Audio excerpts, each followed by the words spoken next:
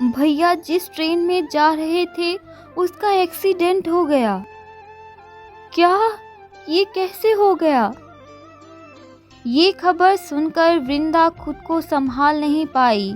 उसका सिर घूमने लगा। पंकज जी, भाभी। तभी कमल भी दौड़ता हुआ वहां आ गया। कमल, भाभी को संभाल, मैं बाबूजी के साथ जा रहा हूँ। जी भैया। नीरव और बाबूजी के जाने के कुछ देर बाद ही वृंदा के माँ और पापा भी वहां आ गए। ये सब क्या हो गया बेटी? लेकिन वृंदा कुछ बोल ही नहीं पाई। उसकी तो पूरी दुनिया एक ही पल में उजड़ चुकी थी।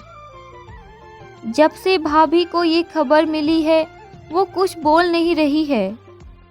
माँ ने वृंदा से कुछ और सवाल पूछे तो वो कुछ कहने की जगह उनसे लिपटकर जोर जोर से रोने लगी। शांत हो जा वृंदा। तभी नीरव भी बाबूजी के साथ लौट आया। क्या हुआ नीरव बेटा, क्या खबर मिली? ट्रेन के नदी में गिरने के कारण अधिकतर लोग बह गए हैं। पुलिस कुछ लाशों को बाहर निकाल पाई है, लेकिन पंकज भैया उनमें नहीं थे। और यह सुनते ही वृंदा एक बार फिर से रोने लगी। उसे जो थोड़ी बहुत उम्मीद थी अब वो भी नहीं बची थी। पुलिस ने 1 हफ्ते तक सर्च ऑपरेशन चलाया। सर्च ऑपरेशन में मिलने वाले लोगों के परिवार वालों को हमने सूचित कर दिया है। आज 7वें दिन हम ये सर्च ऑपरेशन बंद करने जा रहे हैं। इस दौरान जो भी यात्री नहीं मिले हैं उन्हें हम मृत घोषित कर रहे हैं। जब पुलिस भी नाउम्मीद हो गई थी, पंकज के पापा ने भी उसका अंतिम संस्कार कर दिया। ईश्वर पंकज की आत्मा को शांति दे। कुछ दिन पहले दुल्हन के लाल जोड़े में आई वृंदा ने अब सफ़ेद रंग पहन लिया था और आखिरकार उसके पिता भी अपनी विधवा बेटी को लिवाने के लिए आ गए। समधी जी, हम वृंदा को वापस ले जाने के लिए आए हैं। ये क्या कह रहे हैं समधी जी? बेटा भी गया और आप बहू को भी ले जाना चाहते हैं? आप भूलिए मत, शादी के बाद वो हमारी जिम्मेदारी है।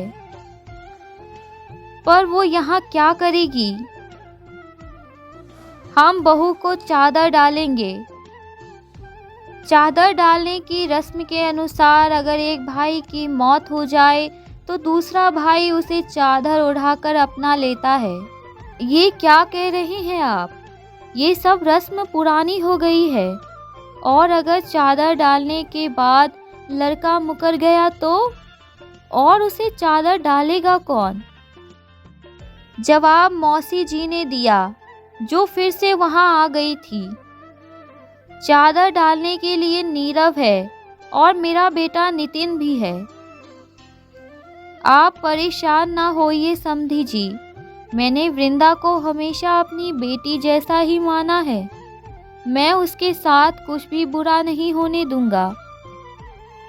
आखिर वृंदा के पापा खाली हाथ ही वहां से लौट गए। सबकी बातों के आगे वो भी बेबस थे, लेकिन किसी ने वृंदा से कुछ नहीं पूछा। पंकज के जाने का गम कुछ कम था क्या जो अब उसके साथ यह हो रहा था। उसे कुछ दिन पंकज की यादों के साथ मातम भी नहीं मनाने दिया गया। मौसी जी तैयार थी कि उसका बेटा नितिन वृंदा को चादर उड़ा देगा, लेकिन बाबूजी भी वृंदा को अपने घर से नहीं भेजना चाहते थे। समझ नहीं आ रहा नीरव से कैसे बात करूं। अगर वो वृंदा को चादर उठाएगा तो उसका 25 साल तक ब्रह्मचर्य पालन का व्रत टूट जाएगा और उसे अखाड़ा छोड़ना पड़ेगा। आखिरकार कुछ सोचकर वो नीरव के पास पहुँचे। क्या हुआ पापा, आपको कुछ कहना है क्या? हाँ बेटा, मैं चाहता हूँ कि वृंदा इसी घर में रहे। ये आप क्या कह रहे हैं पापा? ये नहीं हो सकता।